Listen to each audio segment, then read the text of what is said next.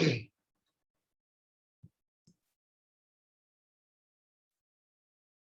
cek.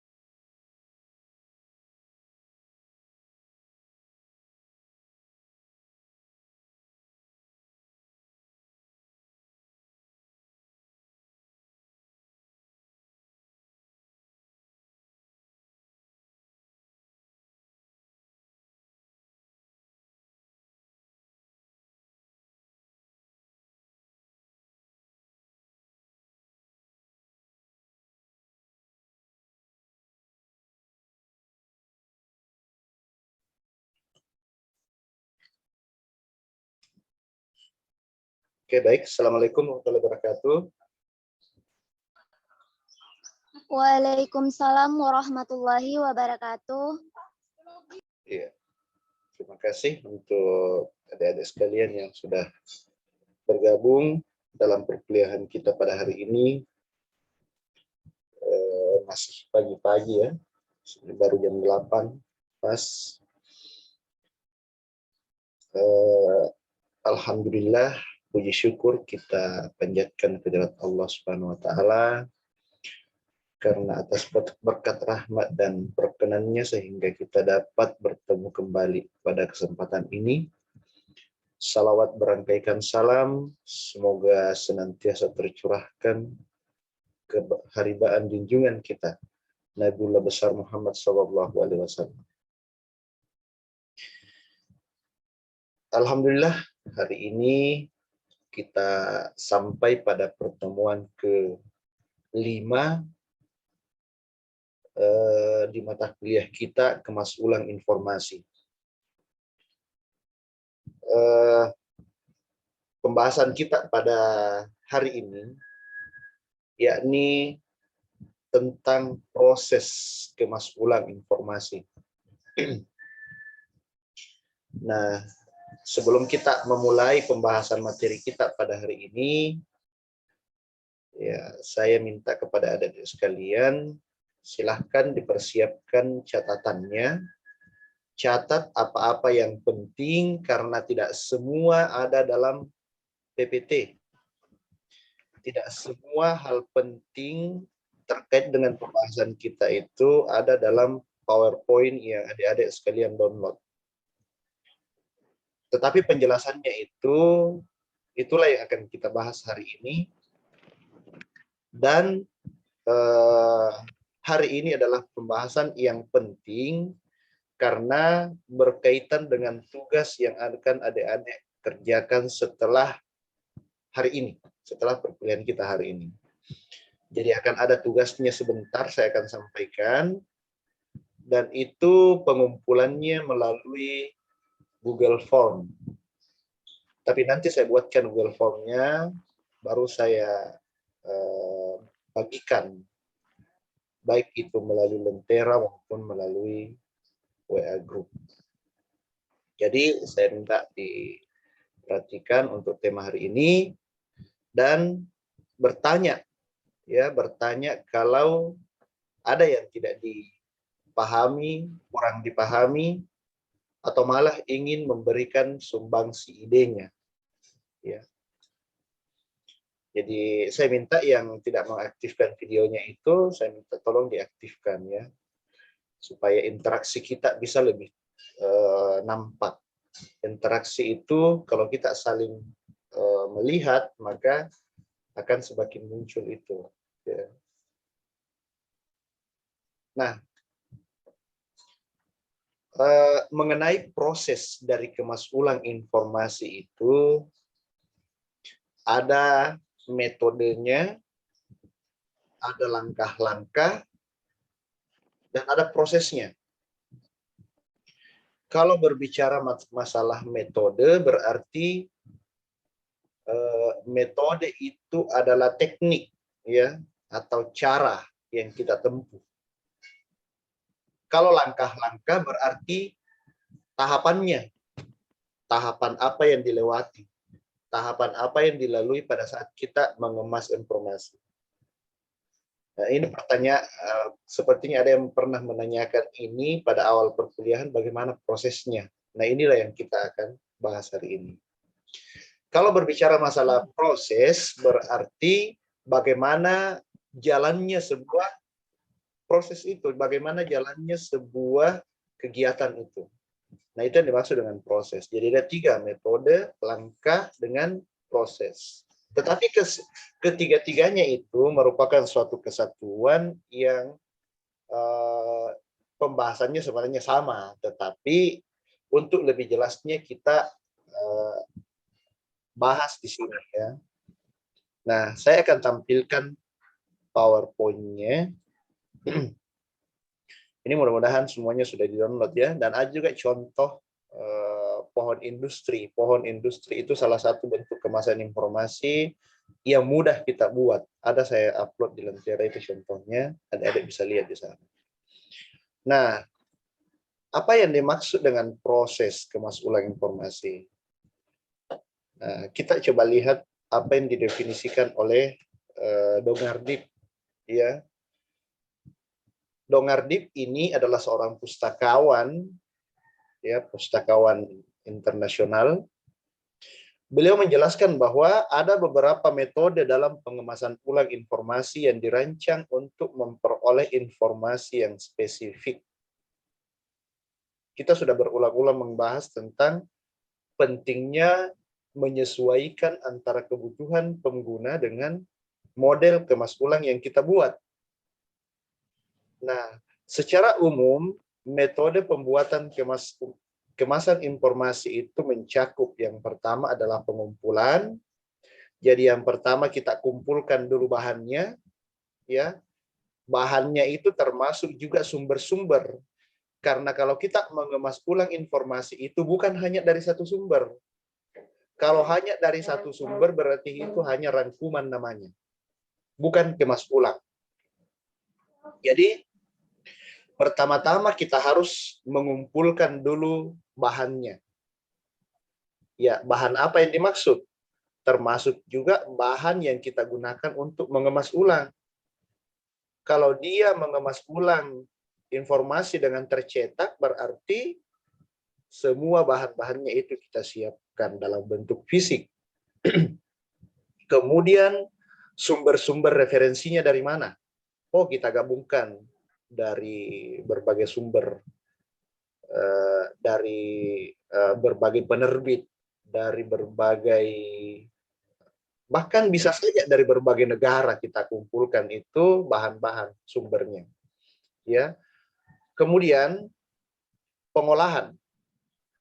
Yang kedua yang kita harus lakukan adalah mengolahnya. Ya, mengolah informasi yang sudah kita kumpulkan itu dalam bentuk yang disesuaikan dengan keinginan pengguna.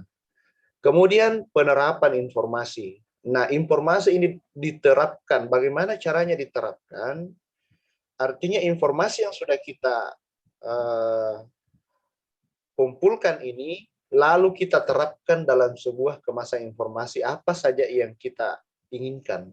Ya, kita tentukan. Kemudian setelah kita terapkan itu, maka perancangan dan pengemasan ulang informasi disesuaikan dengan permintaan pengguna. Nah, bagaimana caranya menyesuaikan dengan permintaan pengguna ini? Nah, itulah pentingnya kita lakukan analisis kebutuhan. Perlu dilakukan analisis kebutuhan sebelum kita mengemas ulang informasi.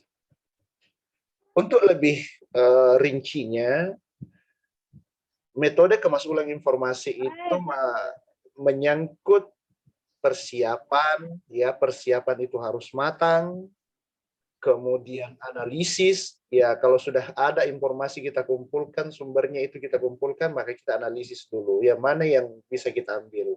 Karena tidak semua dalam sebuah sumber informasi aslinya itu kita ambil, tidak mungkin, hanya kita ambil sari-sarinya saja. Ya, kita analisis yang mana yang sesuai dengan apa yang kita inginkan.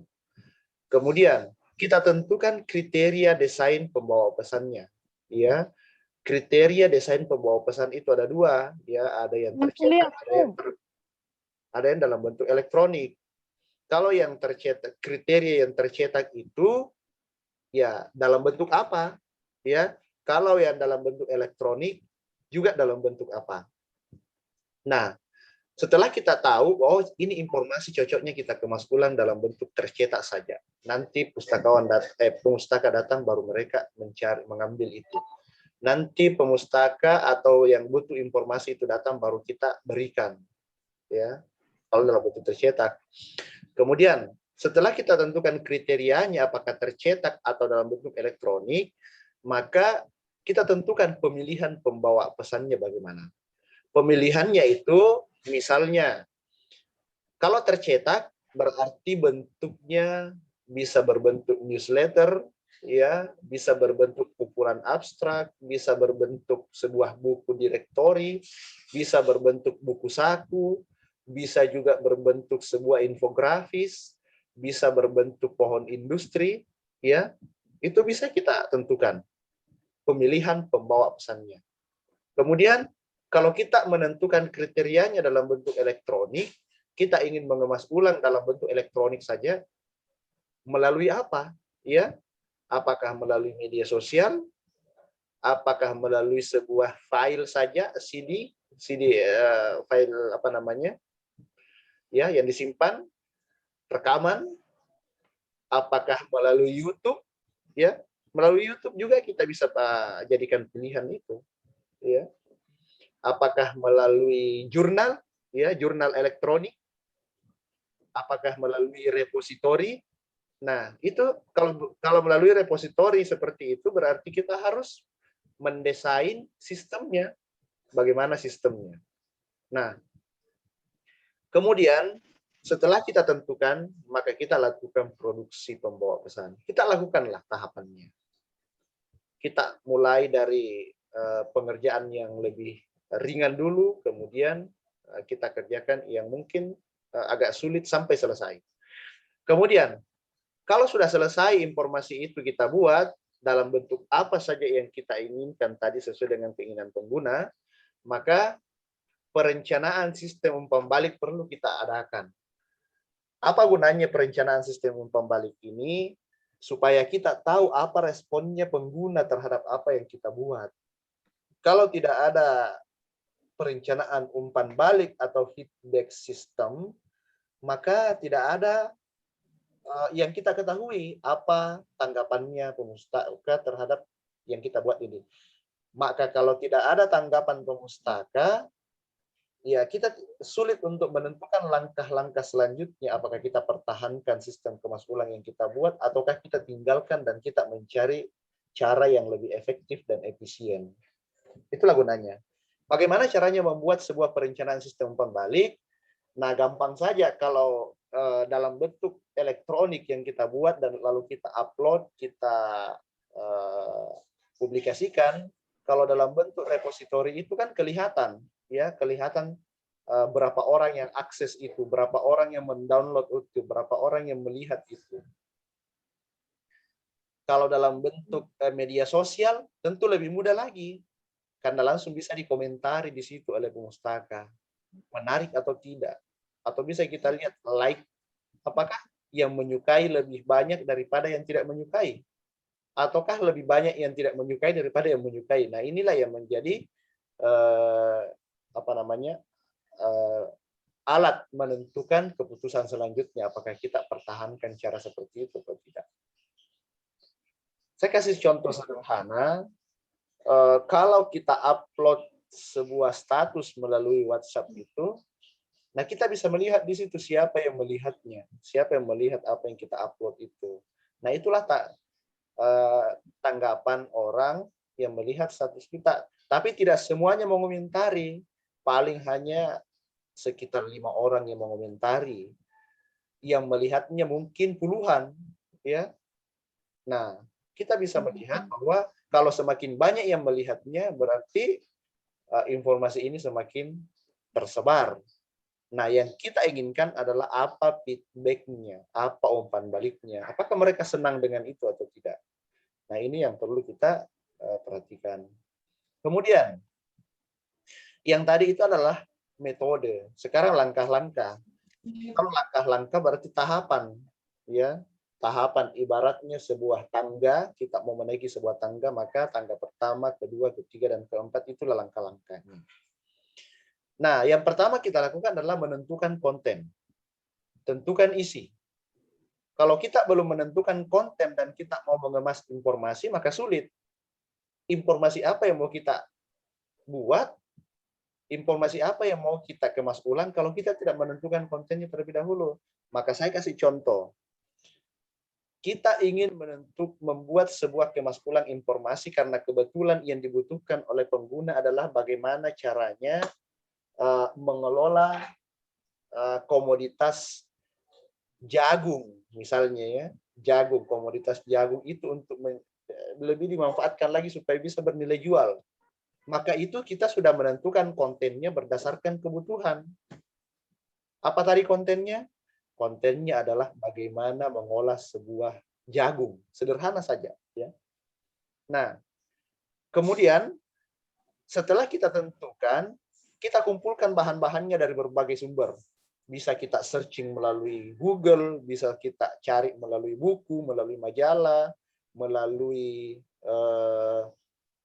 apa saja, ya, atau bahkan melalui pengalaman kita sendiri, ya.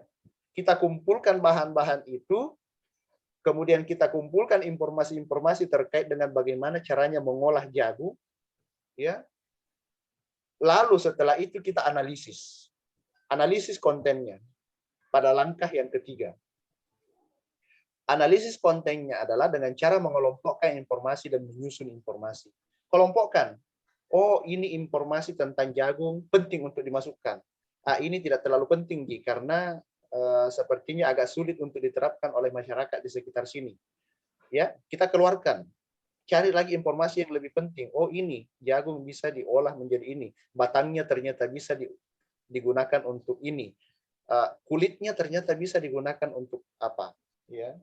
Nah, setelah kita analisis kontennya, maka kita ubah bentuk informasi itu. Sebelumnya itu misalnya berbentuk sebuah buku yang menjelaskan tentang penjelasan tentang jagung, atau ada juga dari video menjelaskan tentang itu, ya kita bentuk dalam sebuah kemasan informasi dalam bentuk banner saja, yang sederhana saja, dalam bentuk pohon industri. Kita gambar itu, kemudian nampaklah di situ, oh ternyata bagaimana cara mengolahnya seperti ini.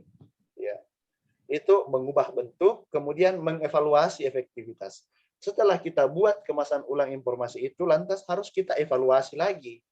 apakah efektif ini atau tidak, apakah bentuknya sudah bagus atau tidak. Nah, itu yang harus kita lakukan. Maka langkah-langkah kemas ulang informasi kita sudah ketahui bersama bahwa tentukan dulu kontennya, kumpulkan bahannya, analisis kontennya, ubah bentuknya, dan evaluasi efektivitasnya. Sama dengan kalau adik-adik nanti ingin menyusun sebuah skripsi nanti, ya. Yang paling pertama yang harus kita tentukan dulu adalah tentukan dulu judulnya. Apa judul yang mau kalian angkat? Yang kedua adalah kumpulkan sumbernya. Kumpulkan bahan pustakanya, kumpulkan referensinya dari mana. Yang ketiga adalah analisis konten. Analisis adalah memasukkan yang penting-penting saja. Kemudian ubah bentuknya, ya tentu kalian sudah membuat skripsinya. Evaluasi tentunya diujikan. Ya, diujikan oleh penguji. Nah, itulah yang dimaksud dengan langkah-langkah dalam kemas ulang informasi. Jadi tidak serta-merta kita langsung melakukan saja tanpa mengikuti langkah-langkahnya. Jenis paket kemasan informasi itu terbagi menjadi dua. Paket kemasan dalam bentuk tercetak dan paket kemasan dalam bentuk elektronik. Seperti yang saya sebutkan tadi. Ini secara garis besarnya, bahwa paket kemasan ulang informasi itu ada yang berbentuk cetak, ada yang berbentuk elektronik. Tentu di dalamnya itu terdapat jenis-jenisnya lagi. Ya. Nah, yang tadi itu adalah metode, kemudian langkah, ini prosesnya. Ya, apa proses yang harus kita lakukan? Tentukan topik, ya sudah tepat tadi bahwa kita harus menentukan judul dulu. Kemudian tentukan jenis kemasannya, ya tentu kita harus menentukan dari awal kita mau membuat dalam jenis apa. Kemudian pelaksanaan kegiatannya. Pelaksanaan kegiatannya kapan? Kapan mau kita lakukan dan kapan deadline-nya? Itu harus jelas. Karena kapan tidak ada rincian pelaksanaan kegiatan dan juga deadline-nya, maka bisa saja kegiatan itu akan selalu molor dan tidak jadi-jadi. Maka harus kita tentukan deadline-nya. Kemudian menelusuri literatur sesuai dengan topik. Tadi itu mengumpulkan bahan. Berarti inilah dimaksud dengan menelusuri. Kemudian menganalisis literatur. Tadi ada juga di bagian ketiga itu analisis pada langkah-langkahnya. Kemudian yang keempat itu menyusun, men-setting desain dan template kemasan informasi itu baik cetak maupun elektronik. Jadi kita susun pada langkah keempat, pada proses keempat ini kita sampai pada proses penyusunan desain sistem informasinya. Penyusunan kemasan ulang informasinya. Kemudian yang kelima adalah menggandakan paket kemasan informasi sesuai dengan kebutuhan. Tidak boleh hanya satu saja, tidak boleh hanya sedikit saja. Kalau dia dalam bentuk tercetak, berarti kita gandakan dalam bentuk kemasan informasi yang lebih banyak. Ya, kita gandakan paket itu supaya bisa dimanfaatkan oleh lebih banyak orang lagi. Kemudian setelah kita buat, ya, kita gandakan paket kemasan informasi itu, berarti setelah itu kita harus membuat laporan. Apa laporannya? Ya tentu laporan kegiatan kita. Untuk apa laporan itu? Laporan itu sebagai bahan review atau laporan kepada pimpinan. Laporan ini penting kita buat karena inilah yang menjelaskan bahwa kita sebagai pustakawan ada kegiatan yang kita lakukan dalam sebuah perusahaan. Jadi bukan hanya duduk saja, bukan hanya mengelola buku saja, tetapi ada kemasan informasi yang kita buat dan ini dia laporannya. Maka ketika ada tim asesor datang ke perpustakaan, maka diperlihatkanlah itu. Inilah kegiatan yang dilakukan adalah salah satunya melakukan kemas ulang informasi. Dan itu menjadi nilai plusnya juga sebagai pustakawan karena Anda akan mendapatkan fee-nya. Anda akan mendapatkan keuntungannya secara ekonomis maupun secara integritas. Kemudian, jenis kemasan informasi itu ada paket informasi teknologi berisi kumpulan suatu bidang tertentu. Kemudian yang kedua ada informasi kilat. Yang ketiga ada pohon industri.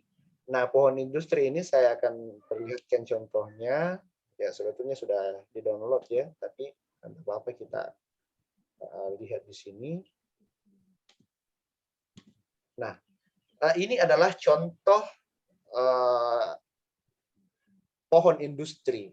Ya, pohon industri dalam bentuk kemasan informasi kita pilih misalnya buah nanas. Nah, kontennya adalah buah nanas. Buah nanas itu digunakan untuk apa?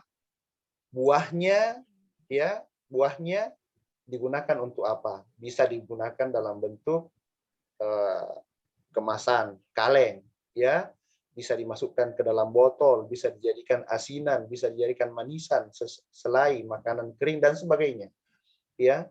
Kemudian buah nanas itu ada bonggolnya, digunakan untuk apa? Bisa menjadi eh, sebuah alat-alat kosmetik misalnya. Nah, kulitnya untuk apa? Bisa digunakan untuk jadi pupuk kompos, bisa menjadi makanan ternak. Nah, ini semua adalah paket informasi dalam bentuk pohon industri yang kita bisa terapkan di perpustakaan untuk mempermudah para petani dalam mengolah hasil kebunnya misalnya. Ya, kita bisa menentukan konten apa saja yang menarik. Eh, Apalagi kalau disertai dengan penjelasan-penjelasan, cara mengolahnya lagi. Wah, itu akan lebih bagus lagi. Dan itulah yang dimaksud dengan berbasis inklusi sosial. Artinya kita bisa memberikan sesuatu kepada masyarakat dan langsung bisa dirasakan manfaatnya. Yakni dengan cara kita memberikan pendidikan kepada mereka, cara mengolah sesuatu, ya. Maka maka dengan cara itu pustakawan akan dirasakan manfaatnya ada di tengah masyarakat. Karena itulah sesungguhnya fungsi dari pustakawan itu, menyampaikan sesuatu kepada orang lain, dalam hal ini menyampaikan informasi yang bermanfaat bagi orang lain, bahkan membimbing masyarakat untuk bisa meningkatkan taraf hidupnya yang lebih baik. Kemudian kita lanjutkan PPT-nya. Nah, selain dari pohon industri, ada juga panduan teknis usaha, ya. Panduan teknis usaha ini biasanya berbentuk buku saku yang kita susun. Di situ menjelaskan tentang cara memanfaatkan sesuatu untuk lebih bernilai ekonomis, ya. Dan itu juga bisa kita lakukan, bisa kita susun itu, lalu kita sampaikan langsung kepada masyarakat. Kita mendatangi langsung malah ke tempatnya, ya. Jadi pustakawan itu bukan hanya tinggal di perpustakaan saja, tetapi dia harus terjun langsung, dia harus turun, mendekati masyarakat, menyapa masyarakat, menyampaikan informasi. Bahkan kalau masyarakat tidak bisa membaca, pustakawan yang bacakan, pustakawan yang jelaskan, pustakawan yang bimbing bagaimana cara mengolahnya. Dengan cara itu, berarti pustakawan sedang menjalankan tugasnya sebagai penyampai informasi, bukan hanya penyampai tetapi malah pendidik, ya, malah mendidik masyarakat untuk bisa lebih mandiri. Kemudian dalam proses pembuatan kemas ulang informasi itu dibutuhkan kompetensi SDM, sumber daya manusia. Kalau tidak punya kompetensi maka sulit untuk melakukan itu. Nah, apa kompetensi yang dibutuhkan? Ya, standar kompetensinya adalah ya setidaknya memiliki pengetahuan keterampilan dalam mengoperasikan program komputer, ya, teks dan sebagainya. Kemudian setidaknya minimal pustakawan itu memiliki pengetahuan dan keterampilan dalam mengoperasikan program komputer, desain grafis, animasi, kemudian misalnya Photoshop, Fake Maker, Corel dan sebagainya, itu pustakawan juga harus mempelajari itu supaya pustakawan bisa lebih mudah mendesain informasi itu, bisa mengubahnya suatu informasi menjadi flipping book, bisa mengubah menjadi media grafis dan sebagainya. Nah, bagaimana cara memperoleh keterampilan ini? Ya tentu dengan cara harus belajar mengembangkan kompetensinya. Kalau tidak memahami tentang itu, harus sadar diri, oh saya tidak mampu melakukan ini, maka saya harus belajar. Bagaimana cara belajarnya? Ya tentu dengan yang paling efektif itu dengan cara kita menelusuri informasi sebanyak-banyaknya. Belajar melalui YouTube misalnya, belajar melalui dengan cara kursus, ya itu semua teknis, ya. Kalau kita tidak mampu, berarti kita tidak bisa melakukan kemas ulang informasi dengan efektif. Kemudian, beberapa upaya yang perlu dilakukan untuk memenuhi kebutuhan informasi pengguna. Ya, lakukan promosi. Kalau ada kemas ulang informasi yang kita buat di perpustakaan, lantas kita tidak pernah melakukan promosi, maka siapa yang bisa mengakses? Tidak ada. Jadi yang kita lakukan itu sia-sia. Yang kedua adalah lakukan identifikasi kebutuhan. Nah, setelah informasi itu kita sajikan, maka yang perlu kita lakukan adalah lakukan identifikasi. Cocok enggak? Ya, efektif atau tidak? Efisien atau tidak? Kemudian, hal-hal yang perlu kita lakukan salah satunya adalah juga dengan memberikan penawaran produk kemas pulang informasi. Berikan penawaran kepada siapapun, ya, kita sesuaikan. Apakah masyarakat itu membutuhkan informasi tentang ini, maka kita bawakan itu. Kita tawarkan, Pak, ini ada informasi tentang ini, maukah saya ajarkan cara agar lebih produktif? Nah, tentu akan direspon dengan baik. Kemudian lakukan evaluasi. Adakah manfaatnya ketika kita sampaikan kepada masyarakat, apakah mereka betul-betul bisa menyerapkan itu atau tidak? Nah, itu evaluasinya akan kita lihat. Kemudian membuat kebijakan pengelolaan kemasan informasi. Kalau kita jadi kepala perpustakaan, kita jadi pustakawan, tentu kita harus membuat kebijakan-kebijakan. Kebijakan apa yang kita lakukan? Lakukanlah kebijakan atau buat aturan-aturan, buat prosedur, buat regulasi terkait dengan bagaimana pengelolaan kemasan informasi yang lebih inovatif. Nah, itu tentu harus kita harus membuka cakrawala berpikir kita bahwa keinginan kita adalah betul-betul mengembangkan apa yang menjadi tugas kita dan mempertanggungjawabkan apa yang menjadi amanah kita. Nah, saya kira itu saja yang dapat saya sampaikan. Saya buka sesi pertanyaan untuk adik-adik. Siapa tahu ada yang ingin mengajukan pertanyaan. Saya akan menerima pertanyaan maksimal 5 pertanyaan hari ini, ya, dan sebutkan namanya. Saya akan catat namanya. Ada yang ingin bertanya? Iya, yang bertanya itu tidak usah lakukan absensi mandiri ya, karena saya akan catat secara langsung melalui absennya itu keaktifannya dalam pertemuan. Siapa? Ada yang ingin bertanya? Kalau tidak ada yang ingin bertanya, saya sampaikan tugasnya. Tugas adik-adik hari ini adalah membuat kemasan informasi, sebuah kemasan informasi yang kalian pilih sendiri dalam bentuk apa. Pengumpulannya itu pada tanggal 5 April 2021 itu harus dikumpulkan melalui Google Form, diupload. Ya. Jadi perhatikan kalau ada tugasnya diselesaikan, kehadiran diperhatikan karena kehadiran itu juga sangat berpengaruh bagi nilai akhir. Kemudian tugas sangat berpengaruh. Kalau tidak mengerjakan tugas, maka tentu hilang nilai A-nya, ya. Pasti. Itu pasti. Kalau pernah diberikan tugas dan tidak mengerjakan, itu sudah pasti tidak akan mendapatkan nilai A lagi. Tinggal mempertahankan kehadirannya. Kalau kehadirannya bagus sampai akhir, berarti perlu mendapatkan nilai B+, ya. Tapi yang jelasnya nilai A-nya sudah tidak ada karena tugas yang diberikan tidak dikerjakan. Tetapi kalau semua itu prosesnya diikuti, kehadirannya bagus, kemudian tugasnya selesai, kemudian attitude-nya bagus selama perkuliahan, apalagi kalau aktif bertanya, nah itu akan mendapatkan nilai A. Seandainya ada nilai A di atasnya A+, ya pasti akan dikasih, tapi tidak ada lagi di atasnya. Ya. Ya, silakan. Ada yang bertanya terkait dengan tugasnya? Tugasnya itu bisa berbentuk pohon industri. Ada? Saya mau bertanya, Mas. Iya. Ya, Nur Aini, silakan Nur Aini. Saya catat namanya. Iya. Iya, Assalamualaikum warahmatullahi wabarakatuh. Pertanyaan saya di sini. Bagian jenis kemasan informasi di poin 3. Di poin 3. Bisa dijelaskan ya jenis kemasan informasi. Jenis kemasan informasi di poin 3 ya. Bisa dijelaskan. Iya, bisa dijelaskan dan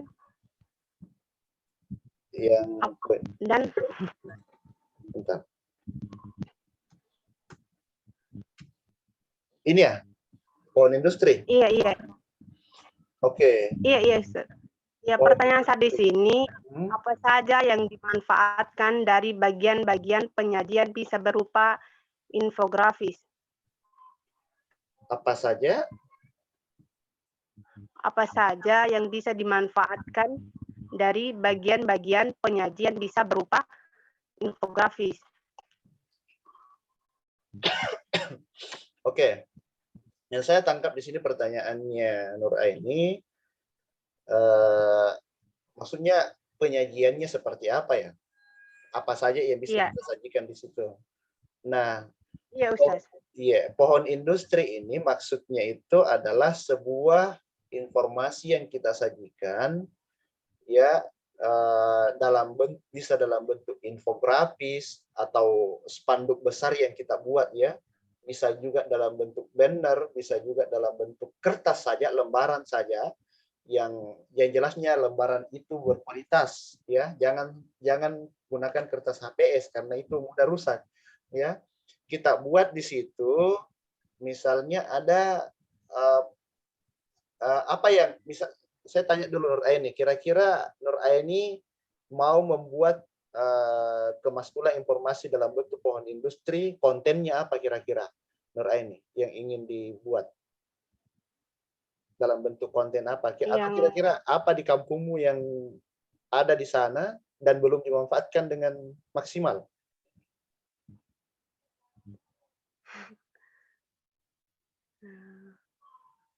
Misalnya yang dibutuhkan apa gimana?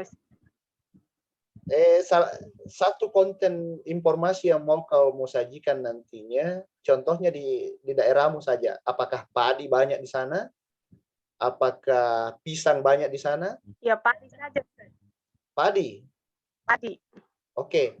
Padi itu di kampungmu digunakan untuk apa, Nur Aini? Selain diambil buah bijinya lalu dijadikan beras dan dimasak. Selain itu apa lagi? Ada enggak? Bisa dibuatkan. Enggak ada kayaknya. Oh, tidak ada ya? Berarti hanya enggak ada itu jadi hanya diambil saja bijinya, ya, buahnya, kemudian dijadikan beras dan dimasak, hanya sampai di situ saja, ya. Nah, padi itu sebetulnya batang sampai dengan buahnya, bahkan kulit dari kulit beras itu semuanya bisa digunakan, ya. Maka buatlah konten informasi, misalnya judulnya adalah padi. Nah, di padi itu buatlah bagannya seperti gambar tadi, kan? Lihat gambar tadi yang tentang nanas itu. Lihat. Iya, lihat. Iya. Nah, padi itu yang pertama tentu yang bisa kita ambil manfaatnya adalah tentu buahnya, ya. Buahnya kan sudah jelas kita jadikan sebagai bahan pokok nasi, ya.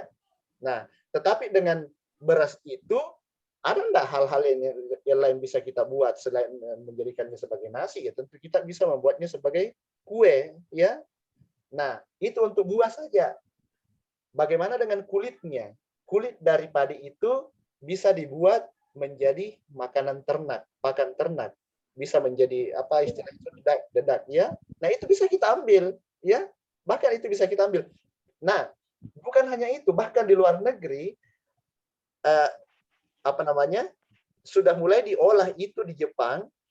Kulit dari gabah itu, kulit dari beras itu bisa dijadikan biskuit, malah bisa dijadikan makanan yang juga bermanfaat, bisa dijadikan makanan yang bisa menjadi sumber bahan pokok juga, ya. Bahkan kulitnya itu kulitnya bisa dijadikan pakan ternak, bahkan bisa dijadikan juga sebagai makanan juga, ya. Apanya lagi yang bisa kita ambil? Ternyata jeraminya.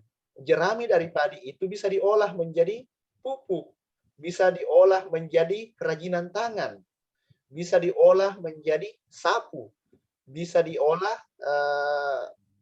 menjadi makanan ternak sudah, ya, kerajinan tangan sudah. Kemudian apa saja itu bisa kita gunakan, bisa menjadi keranjang, bahkan dari batang padi itu.